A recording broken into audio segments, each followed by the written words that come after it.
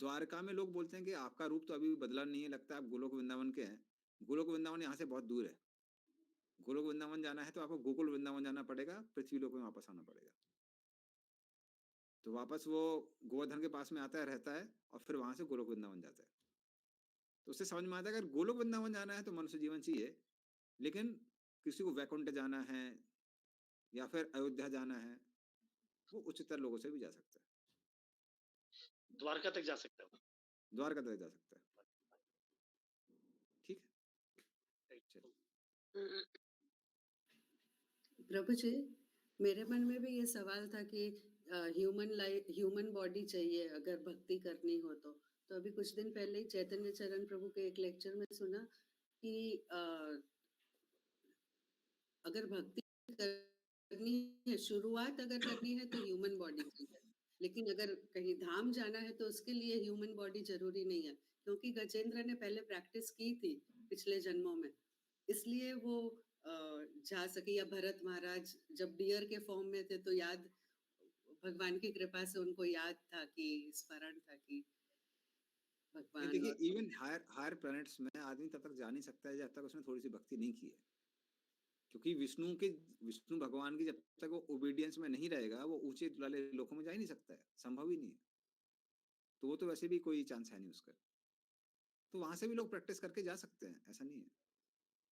पर ये एकदम क्लियर है, एकदम वो जो महाराज ने बोला था भक्ति चारू महाराज ने, उससे एकदम मेरा डाउट क्लियर हो गया। एटलीस्ट 5 साल बाद समझ में आया, लेकिन समझ में आया कि गोलोक वृंदावन जाना है, मनुष्य जीवन चाहिए, और वैकुंठ इत्यादि जाना है तो कहीं से भी जा सकता है। ठीक है, हरे कृष्णा प्रभु।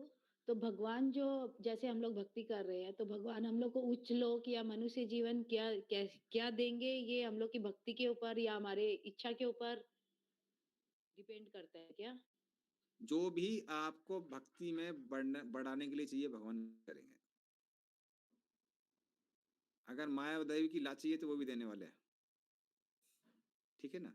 तो उसके लिए भी तैयार रहना चाहिए। भरत महाराज को हिरण का शरीर मिला था, जनरली ये रूल नहीं है, जिसने थोड़ी सी भी भक्ति करी है उसको निम्न योनियां नहीं मिलती हैं, लेकिन भगवान ने बोला इनका पूरा ऑलमोस्ट कंप्लीट ही हो गया, बस एक चीज उनको समझ में नहीं आ रही है कि भक्तों का संग चाहिए। तो इसलिए उन्होंने क्या किया, एक निम्न योनि दी, किसकी, हिरण की, ताकि फिर वो सावधान हो गए। उसके बाद पुलस्त मुनि के आश्रम के आसपास रहते थे, वहीं पे सूखी पत्ती खाते थे। तो उस तरह से भगवान कुछ शिक्षा देने के लिए भक्तों को कभी कभी कुछ पनिशमेंट छोटा सा दे सकते हैं। प्रभु जड़ भरत में भी तो उन्होंने भक्तों की संगति तो नहीं की, वो तो जड़ बन के रहते थे, मूर्ख बन के। हाँ, वो बन के रहते थे, लेकिन इतना डिटेल हमारे पास नहीं है कि उन्होंने किसका संग किया, किसका संग नहीं किया। और दूसरा बात क्या है कि उस समय तक ऑलरेडी उनको साक्षात्कार हो गया था, तो उनको पता था कि हम शरीर नहीं है, शरीर से अलग है। वो उनको ऐसा लग रहा था हम शरीर के अंदर है, वो तो वेट कर रहे थे कब कोई हमारा शरीर नष्ट होगा, हम भगवत धाम जाएंगे। लेकिन हिरण के शरीर में तो वो हमेशा पुलस्त मुनि के आश्रम में ही रहे। ठीक है, कृष्णा प्रभु, उच्चतर लोक में जैसे ध्रुव महाराज का आपने एग्जाम्पल दिया, ऐसे तो ये सब तो भगवान के भक्त ही हैं, शुद्ध भक्त है, तो क्या उनके लोक में भगवान की भक्ति होती है? ऑब्वियसली। हाँ, तो अगर होती है तो जो भक्त यहाँ पे तपस्या करके गए हैं और वहां तक अटक गए हैं, तो क्या ऐसे भक्तों के संग में वो भगवान के धाम नहीं जा सकते? नहीं जा सकते हैं, लेकिन मैं क्या बोला, गोलोक वृंदावन नहीं जा सकते। मैं वही पूछ रही हूँ, गोलोक वृंदावन नहीं जा सकते, क्यों? क्योंकि गोलोक वृंदावन जाने के लिए रागानुगा का भक्ति की आवश्यकता होती है, और रागानुगा का भक्ति रागात्मक भक्तों के संग से आती है। ओके, तो वो लोग रागात्मक भक्त नहीं है, वो सिर्फ भक्त है। हाँ, वो भक्त हैं, वो भाव में भी हो सकते हैं, प्रेम के स्तर में भी हो सकते हैं, लेकिन जो व्रज भक्ति का मार्ग है वो राग भक्ति का मार्ग है। तो ये राग भक्ति बहुत ज्यादा दुर्लभ है। राधार महिमा प्रेम रस सीमा जगति जानत के, यदि गौर ना हुई तो तबे की होते के मोन धरिताम थे। चैतन्य महाप्रभु की कृपा है हमारे ऊपर, विशेष कृपा। यहाँ से जो शुद्ध भक्ति कर लेता है वो तो पहले भगवान की जहाँ लीला हो रहा है वहीं प्रवेश करते हैं ना, वही हाँ, तो हो गया। वो तो परफेक्शन है माता जी, वो तो ऐसा है कि वो आप भगवान के साथ में भगवत धाम जैसी है। जहाँ कृष्ण है वहीं पे, हम लोग गोलोक वृंदावन इसलिए थोड़ा जाना चाहते हैं कि कल्पवृक्ष हैं, लेटे रहेंगे, बोलेंगे जलेबी लेके आओ, जलेबी टपकेगी उसे, मुंह में जलेबी खाएंगे, उसलिए नहीं थोड़ा। हम लोग जा रहे हैं कृष्ण के साथ में संग करने के लिए। तो जहाँ भगवान लीला कर रहे हैं, कृष्ण है तो कृष्ण है, तो मतलब हो गया, परफेक्शन हो गया। ठीक है, चलिए अभी 72 नंबर में आते हैं। अब भगवान अर्जुन को पूछते हैं कि सब क्लियर है कि नहीं है। 72 नंबर में, कच्चित् एतत् श्रुतं पार्थ त्वयैकाग्रेण चेतसा कच्चित् अज्ञान सम्मोहा प्रणष्टस्ते धनंजय। पढ़िए इसको। हे पृथापुत्र, हे धनंजय, क्या तुमने इस शास्त्र को एकाग्रचित्त होकर सुना, और क्या अब तुम्हारा अज्ञान तथा मोह दूर हो गया है? तो भगवान इस श्लोक में क्या बोल रहे हैं कि अगर तुम्हारा मोह पूर्ण रूप से दूर नहीं हुआ है तो मैं तुमको पूरी भगवत गीता सुनाने के लिए तैयार हूं। ये भगवान की कृपा है। और जो प्रचारक होता है उसका भी वैसे ही भाव होना चाहिए। खैर आपको दोबारा एनरोल करने पड़ेगा भक्ति शास्त्री कोर्स के लिए, ऐसा हम नहीं बोल रहे हैं, दोबारा आपको सुनना है तो। लेकिन प्रचारक को तैयार रहना चाहिए कि नहीं समझ में आ रहा तो समझाता रहे। और कृष्ण यहाँ पे उदाहरण देते हैं उसका। तो प्रभुपाद यहाँ पे लिखते हैं कि भगवान पूरी भगवत गीता दोबारा सुनाने के लिए अर्जुन को तैयार थे।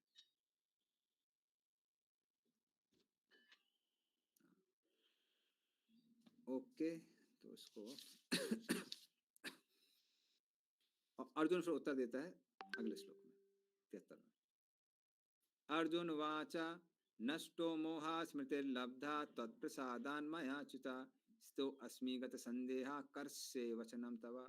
पढ़िए इसको। अर्जुन ने कहा, हे श्री कृष्ण, हे अच्युत, अब मेरा मोह दूर हो गया है। आपके अनुग्रह से मेरी स्मरण शक्ति वापस मिल गई। अब मैं संशय रहित तथा दृढ़ हूँ और आपके आदेशानुसार कर्म करने के लिए उद्यत हूँ।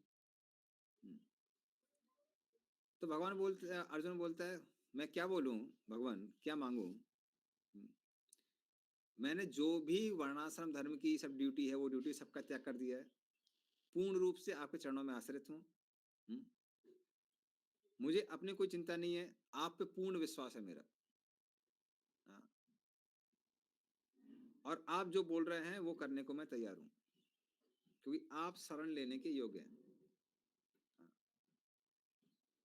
और यही मुझे करना चाहिए, क्या आपके चरणों का आश्रय लेना चाहिए। तो इस तरह से पहले मैं सोच रहा था कि मुझे अपने वर्णाश्रम धर्म का पालन करना है, ज्ञानियों करना है, ये करना है, वो करना है। अभी आपने जो श्लोक बोला सर्वधर्म परित्यज्य, जैसे मैं समझ गया हूँ कि सबका त्याग करना है, आपके चरणों का आश्रय लेना है। तो मैंने उन सबका त्याग कर दिया है और अब पूर्ण रूप से आपके आदेशों का मैं पालन करने को तैयार हूँ। तो नष्टो मोह, आपसे सुन के क्या हुआ, मोह नष्ट हो गया है। स्मृति लब्धा, स्मृति का मतलब क्या होता है, सिर्फ स्मृति नहीं है, मतलब जो शास्त्रों से पढ़ा है, श्रुति स्मृति इत्यादि, उन सब का ज्ञान मुझे प्राप्त हो गया। तत्प्रसादन, आपकी कृपा से, मैं अच्युता, हे अच्युत, तो ये सब आपकी कृपा से ही हुआ है। इस्तो अस्मि गत संदेहा, इस तरह से जो भी मेरे मन में संदेह आ रहे थे कि क्या करना है, क्या नहीं करना है, युद्ध करना है, नहीं करना है, वो सारा का सारा संदेह क्या हो गया है, अब चला गया है। करस्य वचनम तव, आपके आदेशों का पालन करने को अभी मैं तैयार हूं। तो फिर भगवान पूछते हैं कि ठीक है, अभी तुम सेवा करने को तैयार हो, तो मेरी अभी एक सेवा बची हुई है। क्या सेवा बची हुई है? परित्राणाय साधुनाम विनाशाय चाहे दुष्कृताम। अभी भी कुछ दुष्कृति ऐसे बचे हुए हैं जिनका नाश होना बचा हुआ है, और मैं पृथ्वी को उनसे मुक्त करना चाहता हूँ, और मैं चाहता हूँ तुम मेरी उसमें सहायता करो। तो इस तरह से जब अर्जुन सुनता है, वो गांडीव धनुष जो उसने नीचे रख दिया था भगवत गीता की शुरुआत में, जो उसकी हताशा का प्रतीक था, अज्ञान का प्रतीक था, उसको वापस उठा लेता है और बोलता है कि हे कृष्ण, अभी मैं युद्ध करने के लिए तैयार हूं। करस्य वचनम तव, आप जो बोलेंगे मैं करूंगा। तो भगवान सेवा करने के लिए वो तैयार हो जाता है। तो तो इस तरह से यहाँ पे भगवत गीता खत्म हो जाती है। अब संजय को क्या क्या साक्षात्कार हुए, क्योंकि उसने स्वयं भगवत गीता सुनी है कृष्ण से डायरेक्टली, व्यासदेव की कृपा से, धृतराष्ट्र को सुनाई है, तो वो अपना क्या करता है, अभी अपने साक्षात्कार बोलता है। संजय उवाच इति हम वासुदेवस्य पार्थस्य च महात्मनः संवादम एवं अश्रोसम अद्भुतम रोमहर्षणम। पढ़िए इसको। संजय ने कहा, इस प्रकार मैंने श्री कृष्ण तथा अर्जुन इन दोनों महापुरुषों की वार्ता सुनी और यह संदेश इतना अद्भुत है कि मेरे शरीर में रोमांच हो रहा है। तो भगवान वो जो मैंने सुना है बहुत कैसा है, अद्भुत है। और कृष्ण और अर्जुन की ये वार्ता सुन के क्या हो रहा है,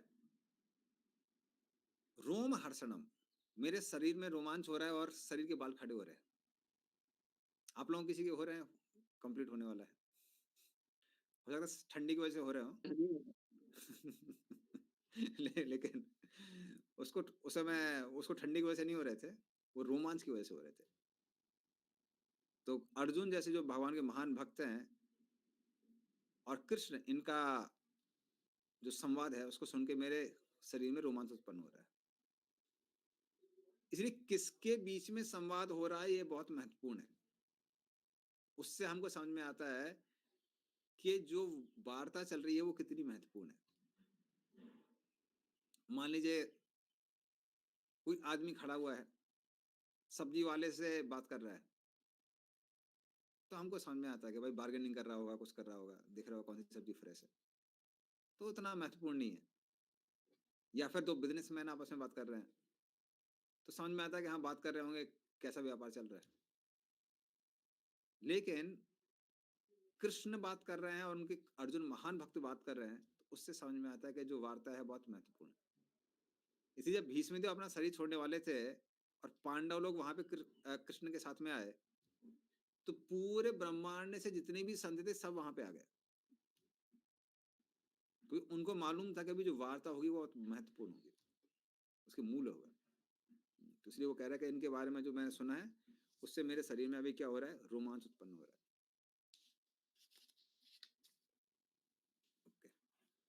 हरे कृष्ण प्रभु जी। हाँ, अच्छा प्रभु जी, जैसे श्लोक नंबर 73 में लिखा है कि आपके अनुग्रह से मुझे मेरी स्मरण शक्ति वापस मिल गई, तो ये स्मरण शक्ति उनकी कब गई थी? युद्ध होने के ठीक पहले? हाँ, युद्ध होने के ठीक पहले, जब वो उनको देखता है, किनको देखता है, अपने सारे रिश्तेदारों को को देखता है, उस समय गई थी और अभी वापस आ गई भगवत गीता सुन के। और यहाँ पे जो मैं मेमोरी बोल रहा हूँ, इसलिए जो शब्द इस्तेमाल किए हैं संस्कृत में बहुत महत्वपूर्ण है। इसमें स्मृति जो बोला है, स्मृति का मतलब एक तो आपकी स्मृति है, मेमोरी, और दूसरा स्मृति का मतलब है वेद शास्त्रों से जो पढ़ा हुआ है, श्रुति स्मृति। तो वेद शास्त्रों से जो पढ़ा हुआ है वो मैं सब भूल गया था, अभी मुझे याद आ गया। ठीक है।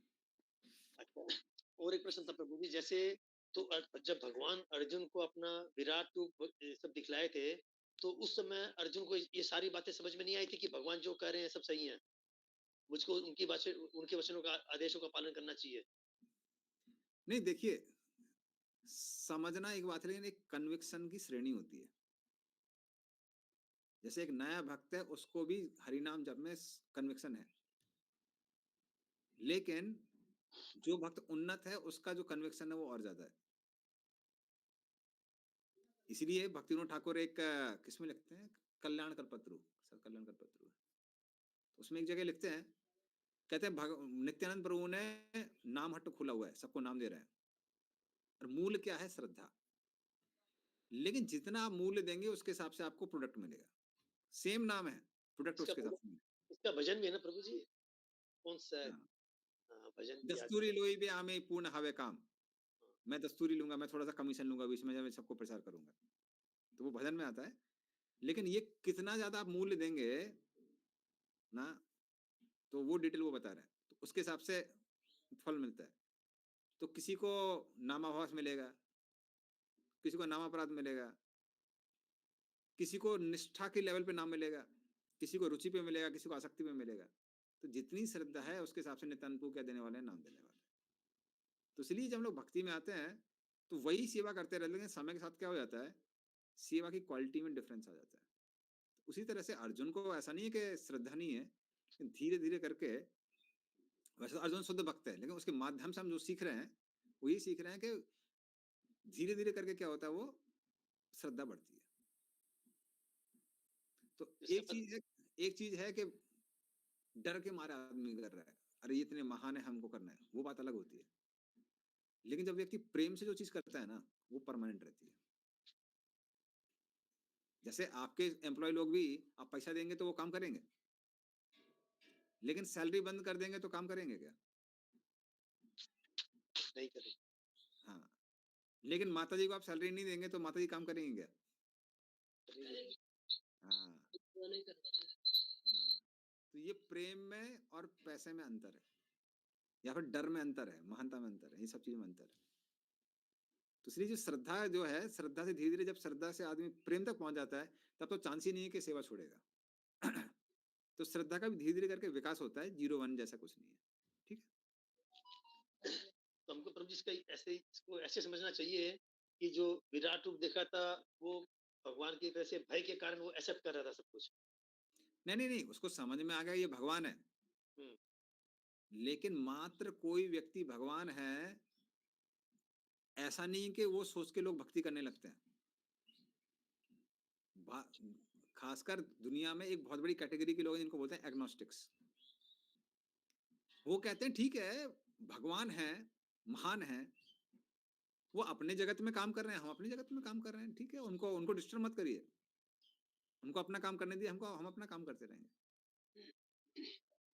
तो भगवान भक्ति सिर्फ ये समझना नहीं है कि भगवान महान है। भक्ति का मतलब है भगवान के साथ रिश्ता बनाना, संबंध बनाना, ये महत्वपूर्ण चीज है। इसलिए कई बार लोग बोलते हैं अरे भगवान आके सबको दिखा देंगे विराट रूप तो सब लोग भक्त बन जाएंगे।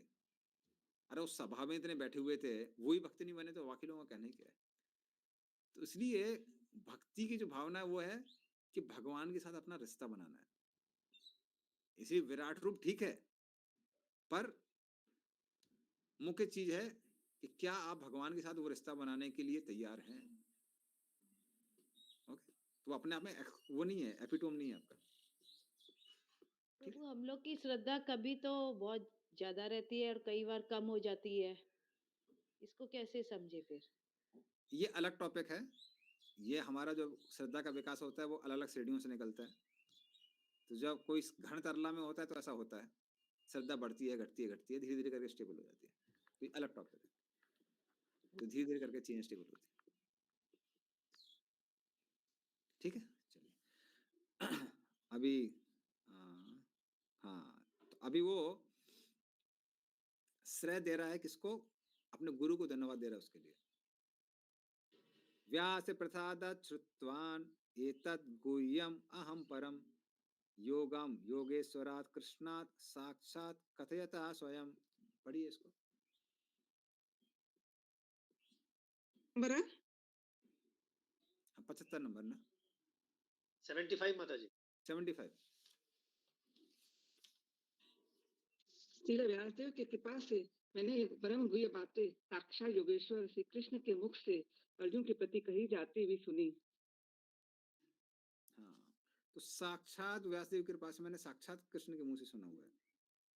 अच्छा, इसका तात्पर्य भी पढ़ लिया, तात्पर्य महत्वपूर्ण है काफी। श्रील व्यासदेव संजय के गुरु थे और संजय स्वीकार करते हैं कि उनकी कृपा से ही वे भगवान को समझ सके। इसका अर्थ यह हुआ कि गुरु के माध्यम से ही श्री कृष्ण को समझना चाहिए, प्रत्यक्ष रूप से नहीं। गुरु स्वच्छ माध्यम है, यद्यपि अनुभव फिर भी प्रत्यक्ष ही होता है। गुरु परंपरा का यही रहस्य है। जब गुरु प्रामाणिक हो तो भगवत गीता का प्रत्यक्ष श्रवण किया जा सकता है, जैसा अर्जुन ने किया। संसार भर में अनेक योगी है, लेकिन श्री कृष्ण योगेश्वर है। उन्होंने भगवत गीता में स्पष्ट उपदेश दिया है, मेरी शरण में आओ। ऐसा जो करता है वो सर्वोच्च योगी है। 6 अध्याय के अंतिम श्लोक में इसकी पुष्टि है। योगी नाम अपनी सर्वेशाम। श्री नारद मुनि श्री कृष्ण के शिष्य है और श्रील व्यासदेव के गुरु। अतः श्रील व्यासदेव अर्जुन के ही समान प्रमाणिक है, क्योंकि वे गुरु परंपरा में आते हैं और संजय श्री व्यासदेव के शिष्य है। अतः शील व्यासदेव की कृपा से संजय की इंद्रियां विमल हो सकी और वे श्री कृष्ण का साक्षात दर्शन कर सके तथा उनकी वार्ता सुन सके। जो व्यक्ति श्री कृष्ण का प्रत्यक्ष श्रवण करता है वह इस गुह्य गान को समझ सकता है। यदि वह गुरु परंपरा में नहीं होता तो वह श्री कृष्ण की वार्ता नहीं सुन सकता। अतएव उसका उसका ज्ञान सदैव अधूरा रहता है। विशेषतः जहाँ तक भगवत गीता समझने का प्रश्न है, भगवत गीता में योग की समस्त पद्धतियों का कर्म योग, ज्ञान योग तथा भक्ति योग का वर्णन हुआ है। श्री कृष्ण इन समस्त योगों के स्वामी हैं, लेकिन यह समझ लेना चाहिए कि जिस तरह अर्जुन श्री कृष्ण को प्रत्यक्षता समझ सकने के लिए भाग्यशाली था, उसी प्रकार श्रील व्यासदेव की कृपा से संजय भी श्री कृष्ण को साक्षात सुनने में समर्थ हो सका। वस्तुतः श्री कृष्ण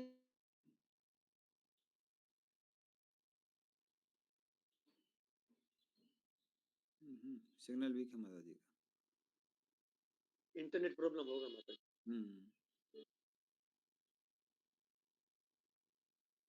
ठीक, कोई और पढ़ लीजिए फिर वस्तुता से। भगवत गीता में योग की समस्त पद्धतियों का कर्म योग, ज्ञान योग तथा भक्ति योग का वर्णन हुआ है।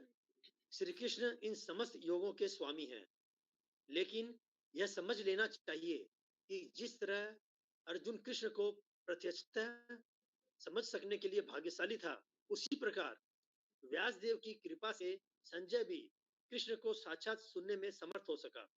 वस्तुतः कृष्ण से प्रत्यक्षतः सुनने एवं व्यास जैसे गुरु के माध्यम से प्रत्यक्ष सुनने में कोई अंतर नहीं है। गुरु भी व्यासदेव का प्रतिनिधि होता है। अतएव वैदिक पद्धति के अनुसार अपने गुरु के जन्म दिवस पर शिष्यगण व्यास पूजा नामक उत्सव रचाते हैं। हरे कृष्ण। तो उस तरह से जो गुरु हैं वो व्यासदेव के प्रतीक हैं। तो जैसे व्यासदेव की कृपा से संजय को वो सौभाग्य प्राप्त हुआ, हमको भी उस ज्ञान को प्राप्त करने का सौभाग्य है हमारे पास। किसके माध्यम से? गुरु के माध्यम से। तो वो मुक्ति प्रोपा जी यहाँ समझा रहे हैं। राजन संसृत्य संवादम इमम अद्भुतम केशावर्जुनयो पुण्यम हृष्यामि च मुहुर्मुहु। पढ़िए इसको।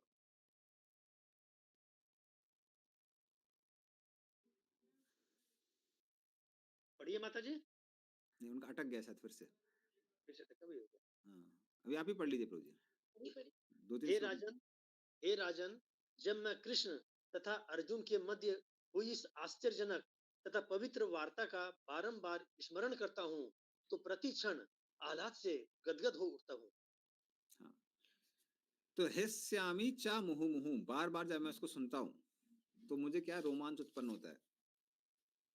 तो ये भगवत गीता एक चीज है श्रवणम। श्रवणम के बाद में मननम करना चाहिए, उसका मनन करना चाहिए। जो भी हम लोग पढ़ रहे हैं, सुन रहे हैं, जितना हम मनन करेंगे उतना ज्यादा चीजें अंदर उतरेंगी। तो सुनना एक चीज है, उसके बाद उस पर मनन करना चाहिए। तो ऐसा नहीं है कि अभी भक्ति शास्त्री कोर्स खत्म हो गया तो भगवत गीता हमारी कंप्लीट हो गई अभी। तो उसको पढ़ते रहना चाहिए, मनन करते रहना चाहिए। जो भी हम लोग पढ़ रहे हैं, पढ़ते पढ़ते सुनते सुनते जब मनन करते रहेंगे तब वो वाकई जो आपने अवस्था सुनी ना, स्मरण अवस्था, ये सारी जो अवस्थाएं हैं जो उपदेश अमृत में सुनी थी, तो वो सारी अवस्था तब आती है। ठीक है प्रभु जी, हम लोग को कभी इतना रियलाइजेशन भी होता है। हम लोग जितनी बार कोई पढ़ते हैं तो हर शब्द का और एक नया नया अर्थ और भी कुछ नया कुछ समझने में आता है। ऐसा नया नया, और आपको ये भी समझ में आएगा पुराना समझ में नहीं आया था। नया नया तो ठीक है, कई बार समझ में आता है कि पुराना गलत समझा था या फिर नहीं समझ में आया था, इसलिए बार बार सुनना चाहिए। बिल्कुल सही बोल रहे हैं प्रभु जी आप। प्रभु व्यासदेव जी तो त्रिकालदर्शी थे, तो उनको तो पता होगा ना कि भगवान इसमें महाभारत के कुरुक्षेत्र के युद्ध में इस तरह की भगवत गीता बोलेंगे। हाँ, उनको मालूम है। तो इस और ज्यादा कृपा हो गया संजय पे। हाँ, सोच रहे वैसे संजय ने बीच में भगवत गीता के महाभारत युद्ध के बीच में सुना है, तो कुछ रिकॉर्डिंग था और कुछ लाइव था, दोनों था। रिकॉर्डिंग मतलब प्रभु पुराने दिनों का भी सुना था उसने। भगवत गीता जो बोली है वो महाभारत के पहले नहीं बोली है, साथ साथ नहीं बोली है। ये तो प्रभु जी भीष्म पितामह की मृत्यु होने के बाद से बताना शुरू किया था ना शायद। हाँ हाँ हाँ, नहीं मृत्यु नहीं, मतलब जो सैया में लेट गए थे उसके बाद। संज्ञा पे थे, हाँ, उसके पहले का उन्होंने रिकॉर्डिंग सुनाया था। तो दोनों है, रिकॉर्डिंग भी है और आगे का ब्रॉडकास्ट भी है, दोनों है महाभारत जो है। तो इसलिए इसमें दोनों था, भूतकाल वर्तमान काल सब था उसके अंदर।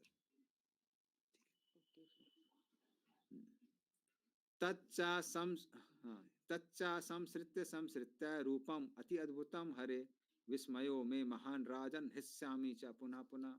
पढ़िए इसको। हे राजन, भगवान कृष्ण के अद्भुत रूप का स्मरण करते ही मैं अधिकाधिक आश्चर्यचकित होता हूँ और पुनः पुनः हर्षित होता हूँ। ये विश्वनाथ चक्रवर्ती ठाकुर ने 11वें उसमें अध्याय में दिया हुआ है कि अर्जुन खासकर जो भगवान का विराट रूप है उसको याद करता है। सॉरी, संजय, कि जो भगवान का विराट रूप था वो तो इतना कितना अद्भुत था। तो कृष्ण का रूप भी अद्भुत है, लेकिन जो विस्मय रस है, विस्मय रस विराट रूप में था। कृष्ण के रूप में माधुर्य रस है, मधुरता का रस है। तो वो बोलता है कि ये मैं पहले तो बोलता है कि जो सुना था उससे रोमांच उत्पन्न हो रहा है, बल्कि जो मैंने देखा, तो पहले ऑडियो फिर विजुअल, जो देखा उससे भी क्या हो रहा है, उसको याद कर करके मुझे अद्भुत अनुभव हो रहा है। इसलिए भक्ति में जो भी हम सुनते हैं देखते हैं उसका स्मरण बार बार करना चाहिए। जैसे भगवान के सामने आते हैं, विग्रह को देखते हैं तो थोड़ा सा रिवीजन कर सकते हैं। खासकर माताई लोगों को बहुत याद रहता है कौन सी ड्रेस कहाँ पहनी हुई है। ये मैं देखा है कई बार। आप पूछिए, दोनों हस्बैंड वाइफ जाते हैं, दोनों पूछे कि भगवान ने कौन सी रंगी पगड़ी पहनी थी, हस्बैंड का पूरा वो ऊपर रहता है, गोल रहता है। लेडीज लोगों को ज्यादा कई बार वो रहता है। भगवान ने टैलेंट दिया है वैसे, तो उससे भगवान के रूप को भी क्या कर सकते हैं, बार बार ध्यान कर सकते हैं। प्रभु मेरा वो कंफ्यूजन थोड़ा सा है कि भीष्म पितामह का जैसे बोल रहे हैं कि आप ऑडियो और ये, तो वो भगवत गीता तो युद्ध के पहले ही बोली थी ना भगवान ने। भगवान ने बोली थी, पर संजय ने धृतराष्ट्र को कब बोली है, वो युद्ध के बीच में बोली है। ठीक है ना। चलिए 78 नंबर। यत्र योगेश्वरा कृष्णो यत्र पार्थ धनुर्धरः तत्र श्री विजयो भूते ध्रुवा नीतिर्मतिर्मम। पढ़िए इसको।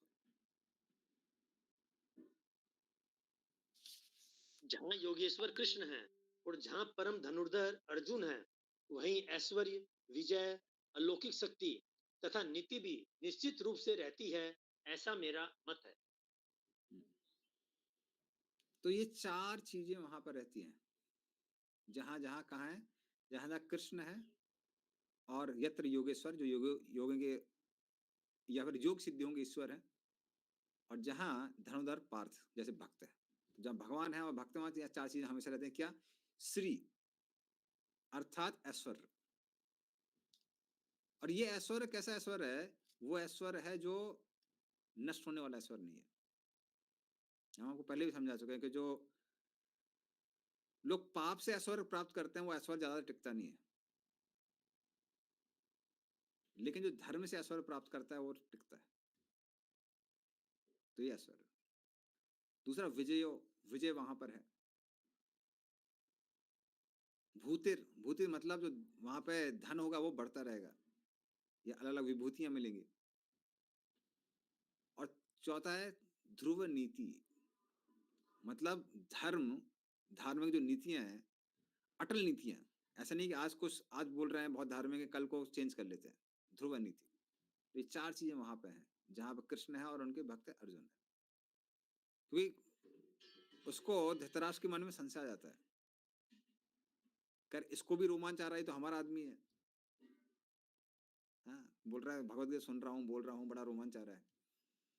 तो धृतराष्ट्र ने भगवत गीता सुनी, लेकिन अटका कहाँ है? वो पहले श्लोक में अटका है, मामका पांडवश्चैव कि मकुर्व संजय, कि मेरे और पांडु के पुत्र ने क्या किया। तो इतना भगवत गीता सुन लिया, उसमें इंटरेस्ट नहीं आया उसका। तो उसके मन में प्रश्न क्या आया?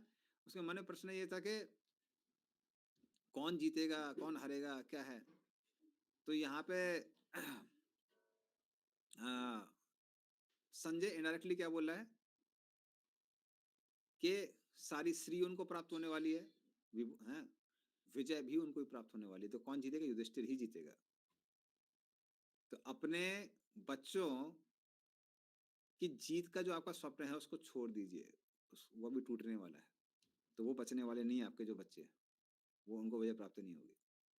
तो इस तरह से इनडायरेक्टली वो संजय है उनको उत्तर देता है कि मेरा मत है कौन जीतेगा, युधिष्ठिर महाराज ही जीतेंगे। हरि बोल। तो प्रभु जी, धृतराष्ट्र का इतना सुनने के बाद भी, जानने के बाद भी धृतराष्ट्र महाराज का क्या रिएक्शन कुछ होता है क्या? देखिए इसलिए धृतराष्ट्र, इसलिए धृतराष्ट्र मतलब बहुत आसक्त था अपने राष्ट्र से, अपने उनसे, तो जिसकी वजह से वो उसको छोड़ नहीं पा रहा था आसक्ति कारण। और क्योंकि पांडवों के चरणों में इतना अपराध किया, तो जब विदुर जी उसको गाली देते हैं,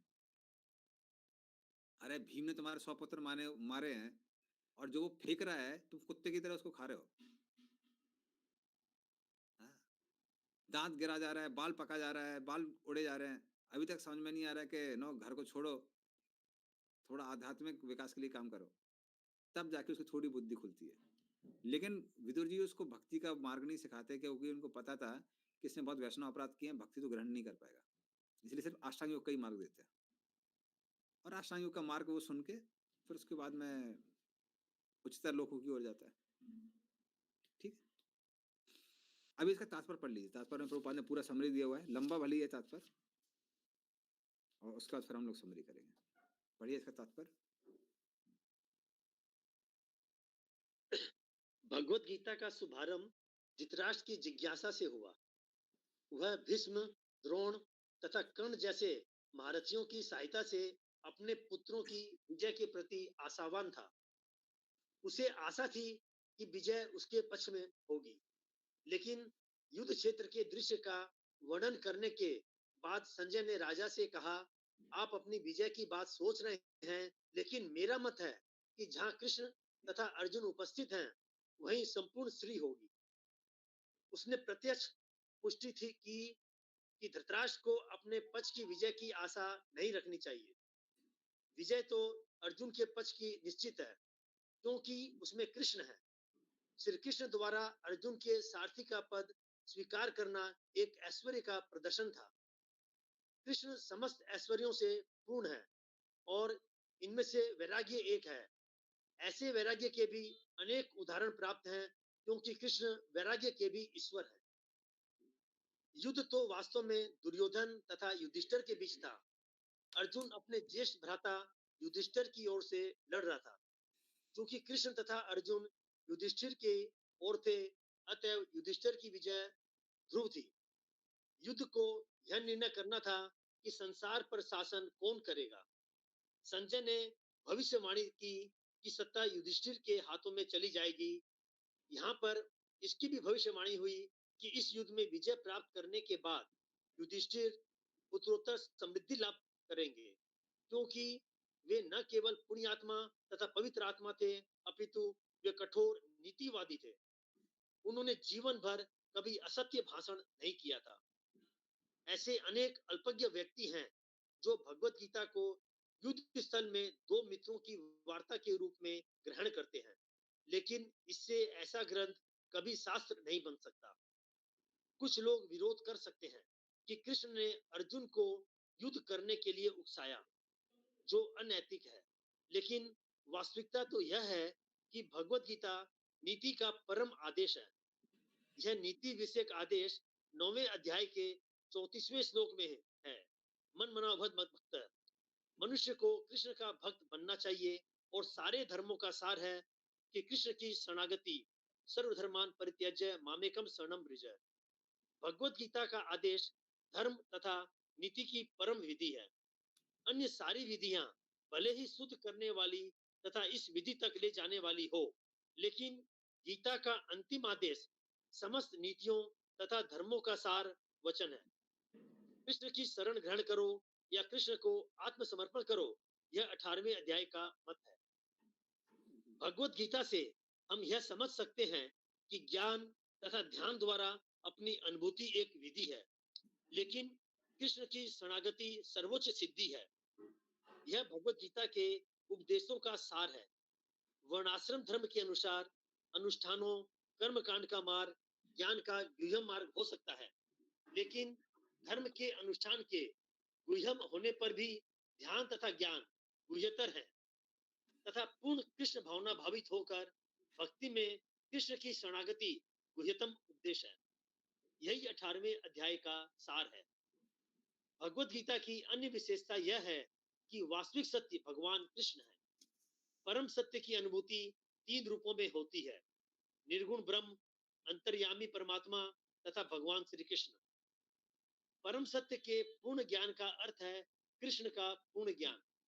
यदि कोई कृष्ण को ज्ञान जान लेता है तो ज्ञान के सारे विभाग इसी ज्ञान के अंश हैं।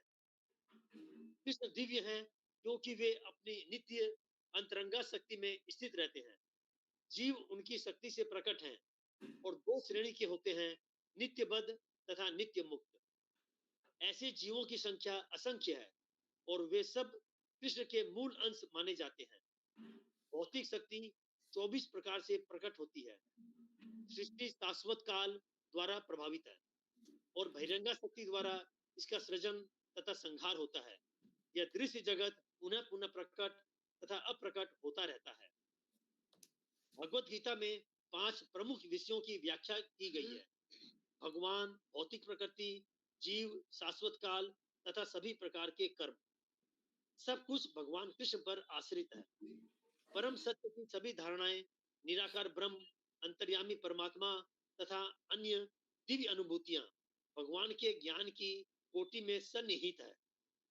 यद्यपि ऊपर से भगवान, जीव, प्रकृति तथा काल भिन्न प्रतीत होते हैं, लेकिन ब्रह्म से कुछ भी भिन्न नहीं है। लेकिन ब्रह्म सदैव समस्त वस्तुओं से भिन्न है। भगवान चैतन्य का दर्शन है अचिंत्य भेदाभेद। यह दर्शन पद्धति परम सत्य के पूर्ण ज्ञान से युक्त है। जीव अपने मूल रूप में शुद्ध आत्मा है। वह परमात्मा का एक परमाणु मात्र है। इस प्रकार भगवान कृष्ण की उपमा सूर्य से दी जा सकती है और जीवों की सूर्य प्रकाश से। क्योंकि सारे जीव कृष्ण की तटस्था शक्ति हैं, अतएव उनका संसर्ग भौतिक शक्ति अपरा या आध्यात्मिक शक्ति परा से होता है। दूसरे शब्दों में जीव भगवान की 2 शक्तियों के मध्य में स्थित है और चूंकि उसका संबंध भगवान की पराशक्ति से है, अतएव उसमें किंचित स्वतंत्रता रहती है। इस स्वतंत्रता के सदुपयोग से ही वह कृष्ण के प्रत्यक्ष आदेश के अंतर्गत आता है। इस प्रकार वह ह्लादिनी शक्ति की अपनी सामान्य दशा को प्राप्त होता है। इस प्रकार श्रीमद् भगवत गीता के 18वें अध्याय उपसंहार संन्यास की सिद्धि का भक्ति वेदांत तात्पर्य पूर्ण हुआ। हरे कृष्ण। फिर प्रभुपाद की प्रभुपाद ने जो प्रभुपाद कन्वे करना चाह रहे थे भगवत गीता से, हरि वो 18 आखिरी तात्पर्य में दे दिए। अभी हम क्या करेंगे, अब एक समरी करते हैं पूरी भगवत गीता का 5-10 मिनट में, और फिर उसके बाद तो हम देखते हैं पहले वाले अध्याय में भगवान ने क्या किया है। पहले अध्याय में जिसको विषाद योग भी कहते हैं, तो अर्जुन के माध्यम से भगवान भगवत गीता बोलने वाले हैं और उसका पूरा बैकग्राउंड दिखाया जाता है पहले श्लोक में, पहले अध्याय में। क्योंकि ये जो समस्या है ये हर व्यक्ति के जीवन में आती है। जो 5 कारण थे अर्जुन ने बताए थे, मैं युद्ध क्यों नहीं करूंगा, तो उन कारणों के बारे में खासकर 4 कारण हैं जो कि इसमें बताए जाते हैं, जो कि साधारण हर व्यक्ति के जीवन में जो भक्ति लेना चाहता है उसके मन में ये संशय आते हैं। तो उसको दिखाते हैं और इंट्रोडक्शन भी एक हिसाब से, कृष्ण कौन है, अर्जुन क्या कौन है, कौन सी परिस्थिति में भगवत गीता बोली गई है। क्योंकि कई बार लोग बोलते हैं कि हमारे पास टाइम नहीं है, तो यहाँ पे भगवान दिखा रहे हैं कि युद्ध क्षेत्र में जब भगवत गीता बोली जा सकती है, जहाँ पे आप थोड़ी देर के लिए भी ध्यान हटा देते हैं तो आपका गर्दन कट सकती है। क्योंकि संघ बच गए थे, कोई भी युद्ध करने के लिए तैयार था, कोई भी मार सकता था, अलाउड था, तब भगवान भगवत गीता बोलते हैं। तो ये दिखाते हैं कि भगवत गीता कितनी महत्वपूर्ण है और 5 जो कारण है वो अर्जुन देता है युद्ध नहीं करने के। उसके बारे में बताया हुआ है। फिर दूसरा आपका चैप्टर है, उसको आत्म अनात्म विवेक योग बोलते हैं, मतलब शरीर और आत्मा में भेद। तो अर्जुन कृष्ण के साथ वाद विवाद करता है, वाद विवाद करने के बाद में सरेंडर कर देता है कि मैं आपको गुरु के रूप में स्वीकार करता हूं, शिष्यस्ते हम साधि माम त्वाम प्रपन्नम। तो कृष्ण फिर क्या करते हैं, कृष्ण बोलते हैं तुमने जो भी बोला है वो धर्म शास्त्र से है या फिर अर्थशास्त्र से है या नीति शास्त्र से है, इन सब शास्त्रों से ऊंचा है वो है आध्यात्म का शास्त्र या फिर ज्ञान शास्त्र। आध्यात्म शास्त्र के 3 तरह के शास्त्र होते हैं जो शरीर और आत्मा में भेद करना सिखाते हैं, जो भगवान इस संसार से कैसे उसकी रचना करते हैं, संहार करते हैं, पालन करते हैं, जिसको परमात्मा बोलते हैं, परमात्मा ज्ञान देते हैं। और उससे ऊंचा है भगवान का ज्ञान, कि भगवान अपने भक्तों के साथ कैसे आदान प्रदान करते हैं।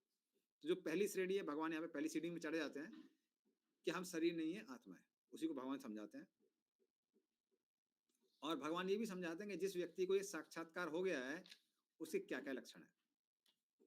तो इस तरह से भगवान कर्म योग, हाँ, ज्ञान योग, भक्ति योग का थोड़ा थोड़ा सा मिश्रण इसके अंदर देते हैं सेकंड चैप्टर में।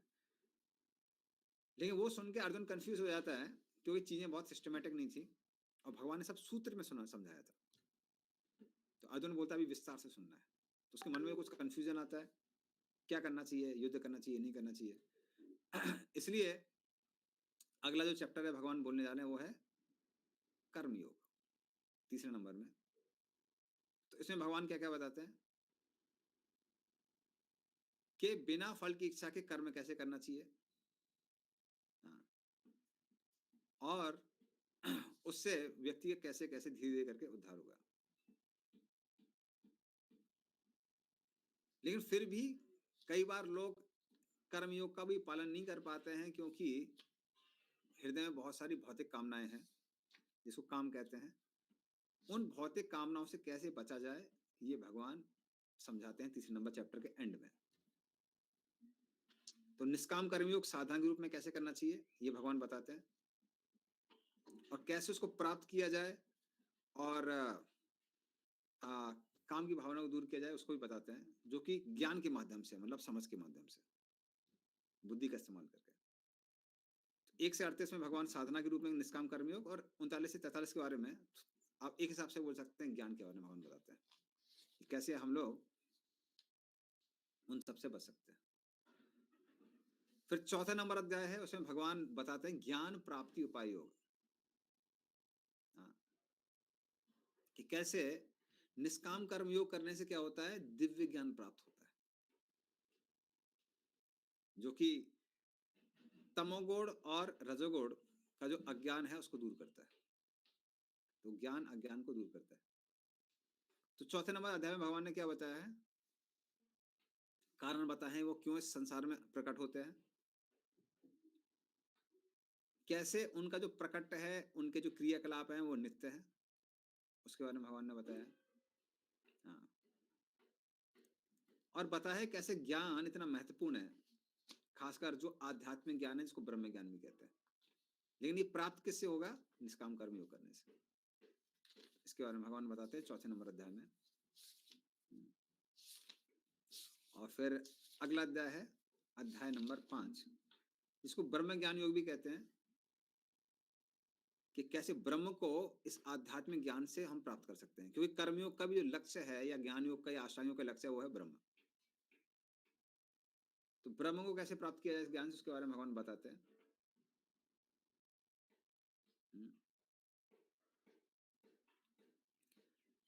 तो इसमें क्या क्या भगवान ने बताया है, कैसे जो कर्म है वो ज्ञान से श्रेष्ठ है, क्योंकि कर्म योग में क्या है, रिस्क नहीं है, ज्ञान योग में रिस्क है।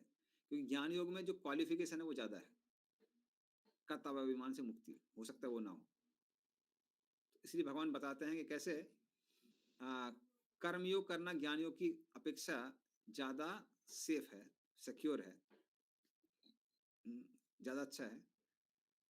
क्योंकि कर्मयोग करने से धीरे धीरे आध्यात्मिक ज्ञान हृदय में प्रकट होता है, जिससे ज्ञान और सुदृढ़ हो जाता है और रिस्क भी नहीं है। और फिर वो परमात्मा ज्ञान भी देते हैं। कैसे आत्मा का ज्ञान प्राप्त करने के बाद व्यक्ति परमात्मा ज्ञान प्राप्त कर सकता है, जिसके द्वारा वो भगवान को, परमात्मा को हर जगह देख सकता है। इसके बारे में भगवान बताते हैं। तो ये भगवान ने अध्याय नंबर 5 में बताया। तो इस तरह से ज्ञान योग के बारे में थोड़ा सा बताया है, कर्मयोग के बारे में बताया, मुख्यतः कर्मयोग के बारे में बताया है। और फिर उसके बाद में एंड में आते आते भगवान थोड़ा सा अष्टांग योग के बारे में बताते हैं कि ये जो ज्ञान है ये व्यक्ति अष्टांग योग के द्वारा भी प्राप्त कर सकता है। इसके बारे में भगवान बताते हैं। उसमें भगवान बताते हैं कैसे मन को नियंत्रित करना चाहिए। हाँ। फिर भगवान बताते हैं कैसे योगी अपनी इंद्रियों को कंट्रोल करता है, नियंत्रित करता है अष्टांग योग के माध्यम से, और फिर वो ब्रह्म को प्राप्त कर सकता है। और अंत में आते आते भगवान योग की सीढ़ी के बारे में बताते हैं, जिसको योगा लैडर कहते हैं। ये कैसे कर्मयोग से ऊंचा है ज्ञान योग, शुद्धिकरण के माध्यम से, मतलब शुद्धिकरण के बेसिस पे। फिर उससे ऊंचा क्या है, जो चंद्रायण इत्यादि व्रत करते हैं। उससे ऊंचे हैं जो परमात्मावादी हैं, जो अष्टांग योगी हैं। अर्जुन के मन में प्रश्न आता है क्या ये भक्ति से भी ऊंचा है? तब भगवान आखिरी में बोलते हैं नहीं, इन सबसे ऊंचा भक्त है। योगी नाम अपि सर्वेता मद गतिन अंतरात्मना श्रद्धावान भजते यो माम समय युक्त तमो मता। जो श्रद्धा से मेरा भजन करता है, जो मेरा भक्त है, वो सर्वश्रेष्ठ है, वो सबसे ज्यादा मुझसे युक्त है। उस तरह से भगवान 6 नंबर चैप्टर और 7 नंबर चैप्टर के बीच में एक बार लिंक दे देते हैं। तो इस 7 से 12 के 12 चैप्टर में भक्ति के बारे में बताया हुआ है। तो 7वां नंबर जो चैप्टर है उसको बोलते हैं भगवत ज्ञान विज्ञान योग। भगवान का जो ज्ञान है, जो भगवान की महानता दिखाता है, और जो विज्ञान है, जो भगवान की मधुरता दिखाता है, उसके बारे में बताया हुआ है। तो इसमें कृष्ण ने अपनी शक्तियों के बारे में बताया है, ये दिखा के कि जो मेरी शक्तियां हैं उसके माध्यम से समझ में आता है कि कृष्ण कितने शक्तिशाली हैं। कृष्ण बताते हैं, और इसलिए कृष्ण ही सेवा करने की, पूजा करने के योग्य है, अन्य कोई नहीं है। और 4 तरह के लोग हैं जो कृष्ण की पूजा करते हैं, नहीं करते हैं, इन सब के बारे में भगवान ने बताया है। तो 7 नंबर श्लोक में, 7 नंबर चैप्टर में भगवान ने 6 तरह के भक्तों के बारे में बताया। पहले नंबर श्लोक में भगवान ने बताया है शुद्ध भक्ति। फिर 3 तरह के भगवान ने, 3 तरह के जो भक्त हैं, कर्म मिश्रित भक्त, उनके बारे में बताया। आर्तो अर्थार्थी जिज्ञासु। ज्ञान मिश्रित भक्त के बारे में बताया है, जो ज्ञानी है, उस श्लोक में। और फिर आखिरी के श्लोक में भगवान ने बताया है वो व्यक्ति जो भक्ति करता है, लेकिन किसके लिए? जरा मरण मोक्षाय, मतलब बुढ़ापे से और मृत्यु से मुक्त होने के लिए। तो वो व्यक्ति भक्ति करता है लेकिन ब्रह्म को प्राप्त करने के लिए, तो उसको ब्रह्म मिल जाता है। तो उस तरह से नाम के वास्ते वो भक्त बोल सकते हैं। गोल उसका भगवान नहीं है, लेकिन भक्ति के माध्यम से उसको प्राप्त करता है। तो ये 6 तरह के भक्तों के बारे में भगवान ने बताया है चैप्टर नंबर 7 में। चैप्टर के नंबर 7 के एंड में अर्जुन बहुत सारे प्रश्न, कृष्ण बहुत सारी चीजें बोलते हैं। ब्रह्म क्या है, आध्यात्म क्या है, कर्म क्या है, अधिभूत अधिदेव क्या है, अधियज्ञ क्या है, कृष्ण स्वयं कौन है, तो ये सब भगवान बोलते हैं। और अर्जुन के मन में ये प्रश्न आता है कि ये सारी चीजें हैं क्या? बड़ा अद्भुत सी बात लग रही है, क्या वाणी बोल रहे हैं आप? ये आधार बनता है चैप्टर नंबर 8 का। चैप्टर नंबर 8 को बोलते हैं योग मिश्र भक्ति योग। तो कर्म मिश्र और ज्ञान मिश्र भक्ति भगवान ने बताई है चैप्टर नंबर 7 में, और योग मिश्र भक्ति भगवान ने बताई है चैप्टर नंबर 8 में। योग मिश्र भक्त और योगी में अंतर क्या है कि योगी ब्रह्म को प्राप्त करता है, योग मिश्र भक्त भगवान के पास जाता है, तो वो परमात्मा को भी प्राप्त कर सकता है, और भक्तों का संग मिल गया तो वैकुंठ भी जा सकता है। हाँ, तो इसके बारे में हमने देखा था। तो इसलिए भगवान शुद्ध भक्ति के बारे में बताते हैं और योग में से भक्ति, दोनों के बारे में चैप्टर नंबर 8 में बताते हैं। और बताते हैं कैसे शुद्ध भक्ति मिश्रित भक्ति से ऊंची है, समय कम लगता है।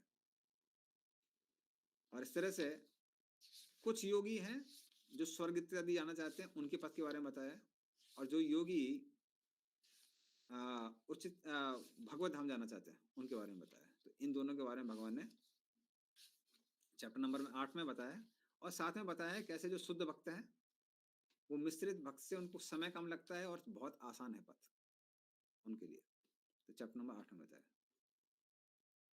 हाँ। और फिर उसके बाद में अब भगवान बताने जा रहे हैं किसके बारे में? शुद्ध भक्ति के बारे में। मिश्रित भक्ति बता दी 7 में और 8 में।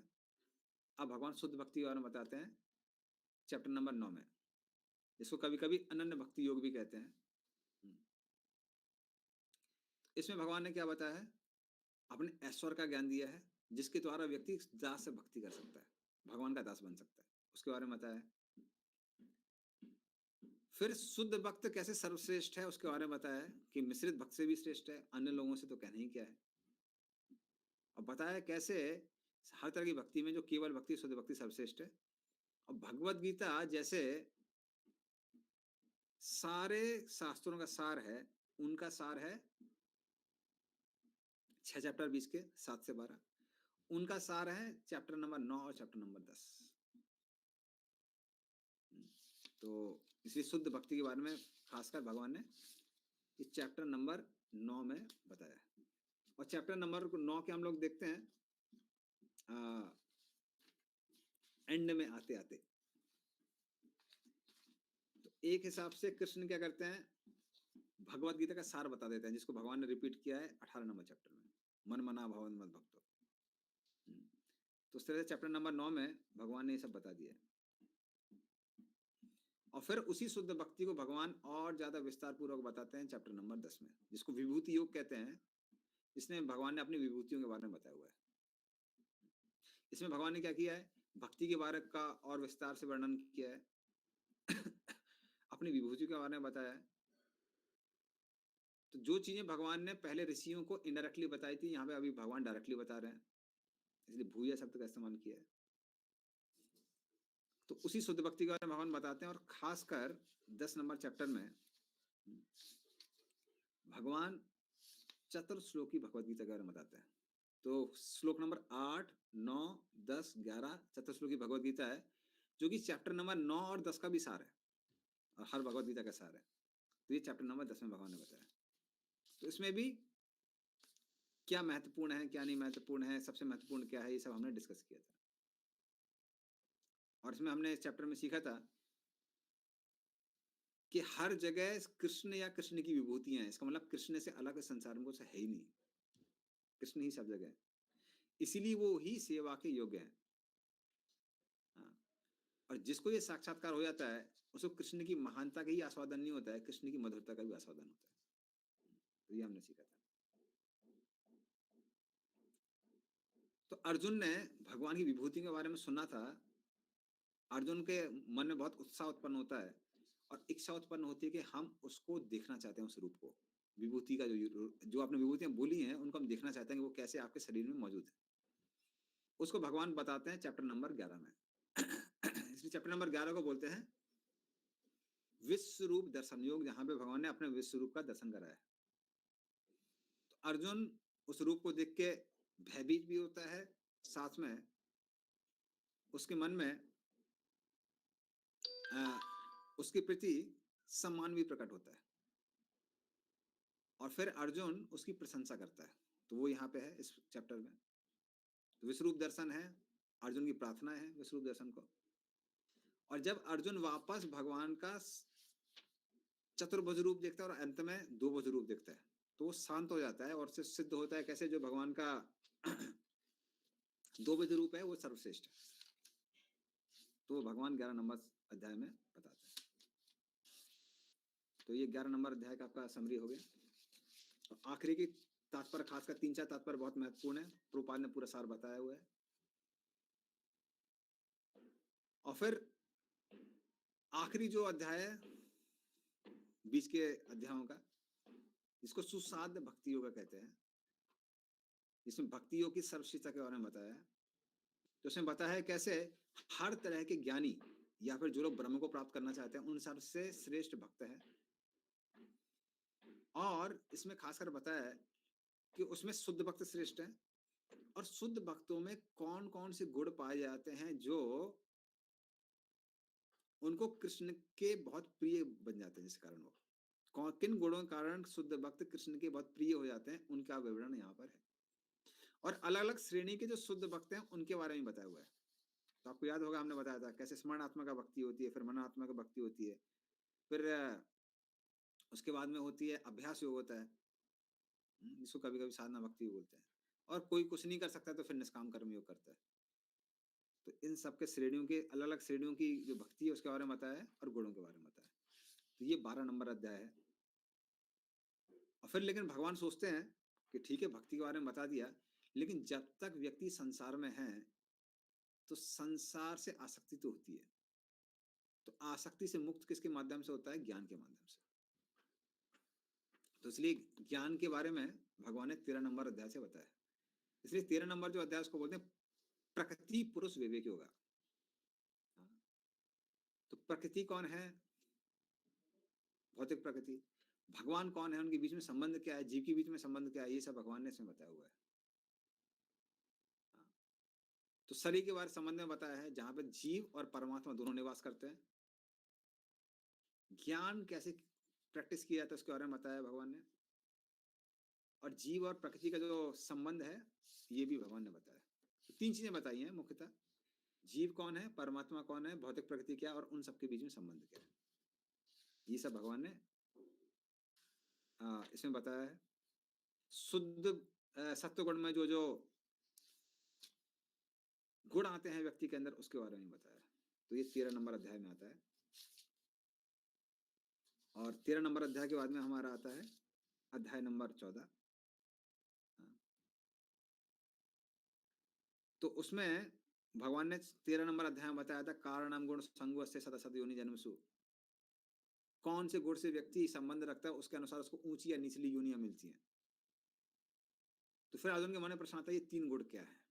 तो 3 गुणों के बारे में, जिसको गुण त्रय विभागों को बोलते हैं, 3 जो गुण हैं सत्य गुण, रजोगुण, तमोगुण, इसके बारे में भगवान ने 14 नंबर अध्याय में बताया। तो कैसे व्यक्ति को तीनों गुण बांधते हैं, कौन से गुण से व्यक्ति प्रभावित है वो हम कैसे पहचान सकते हैं, इसके बारे में भगवान ने बताया।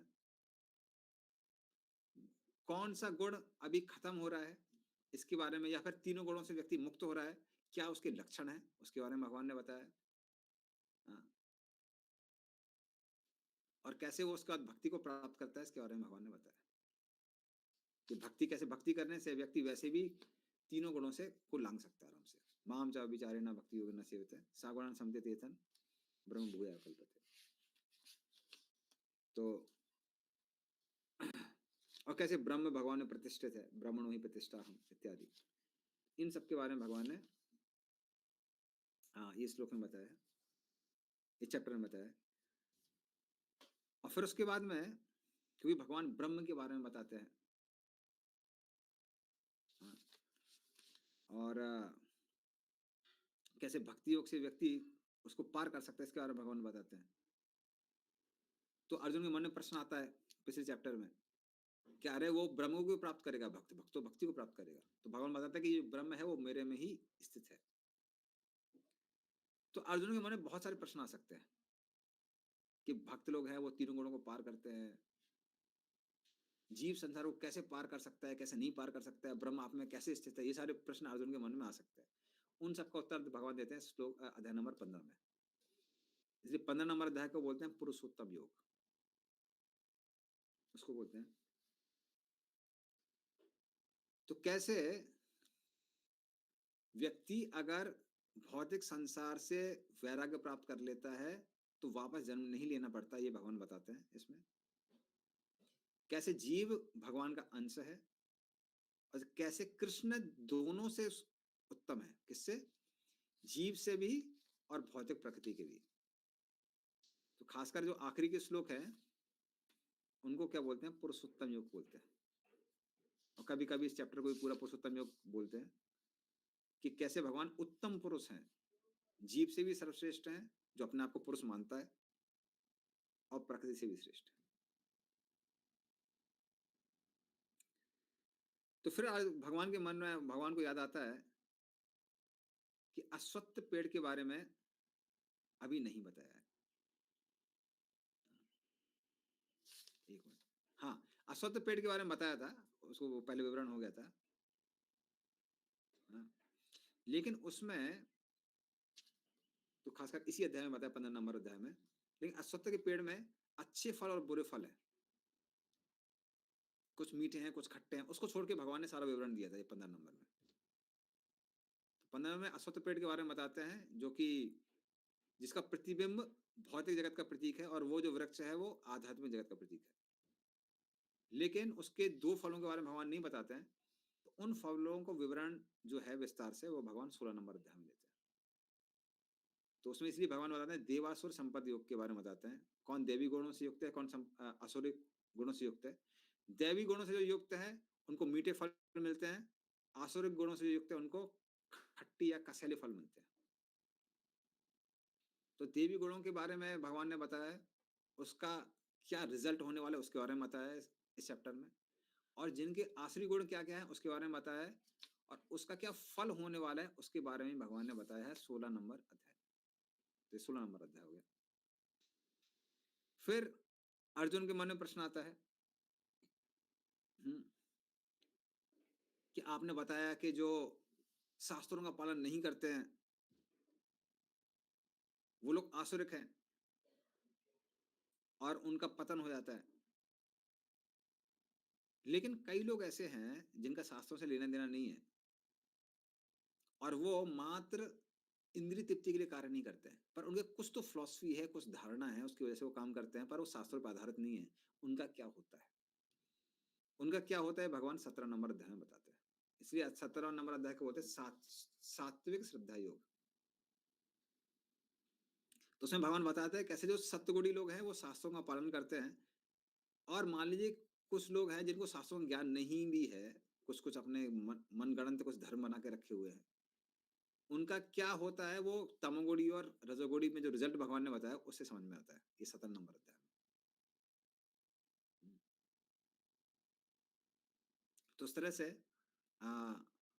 भगवान सत्वगुण रजोगुण तमोगुण के बारे में बताते हैं कि श्रद्धा तीनों गुण में हो सकती है, और जनरली सत्वगुणी जो श्रद्धा है वो शास्त्रों से आती है।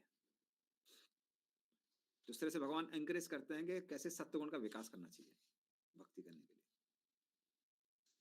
और एंड में भगवान बताते हैं कि लेकिन आप तीनों गुणों में कार्य तो कर सकते हैं, लेकिन वो सब किसके लिए होना चाहिए? ओम तत्सत। वो आध्यात्मिक विकास के लिए होना चाहिए, भौतिक जगत में रहने के लिए नहीं होना चाहिए कि बस तीनों गुणों में ही घुसे रहेंगे। तो वो उस ऊपर वाले के लिए होना चाहिए, अपनी इंद्रिय तृप्ति के लिए नहीं होना चाहिए। और फिर अर्जुन क्या करता है, अर्जुन के मन में आता है कि अभी पूरा समरी चाहिए। तो अर्जुन एक प्रश्न पूछता है कि भगवान आपने सबके बारे में बताया था, लेकिन आपने एक त्यागी के बारे में बताया था। ये त्यागी शब्द क्या है ये हमको अभी समझ में नहीं आ रहा है। तो एक हिसाब से त्यागी निष्काम कर्मयोगी है, त्यागी जो है वो निष्काम कर्मयोगी है, लेकिन निष्काम कर्मयोगी बोलता है तो भगवान बोलते हैं कि अरे रिपीट कर दिया है क्वेश्चन। तो अर्जुन त्यागी बोलता है, और उसके माध्यम से अर्जुन भगवान क्या करते हैं, जिसको प्रपत्ति योग बोलते हैं आखिरी, जिसमें प्रपन्न मतलब अर्जुन भगवान को क्या कर रहा है, शरणागति में जा रहा है, और शरणागत भगवान के कैसे होना है इसके बारे में इसमें बताया हुआ है, और पूरे भगवत गीता का सार इसके अंदर है, इसको पूरा रिपीट किया गया है। तो 3 तरह के जो संन्यास होते हैं सत्वगुण रजोगुण तमोगुण में, ज्ञान के बारे में बताया भगवान ने, कर्म के बारे में बताया, योग के बारे में बताया, और इन सबसे सबसे सर्वश्रेष्ठ भक्ति है उसके बारे में बताया। तो गुह्य ज्ञान दिया है ब्रह्म का ज्ञान, गुह्यतरा ज्ञान दिया है परमात्मा का ज्ञान, और गुह्यतम ज्ञान दिया है वो भक्ति का ज्ञान। और भक्ति के जो आखिरी 2 श्लोक हैं 65 और 66 उसके बारे में भगवान ने बताया, मन मना मम भद भक्तो और सर्वधर्मान् परित्यज्य, ये 2 सार के बारे में बताया।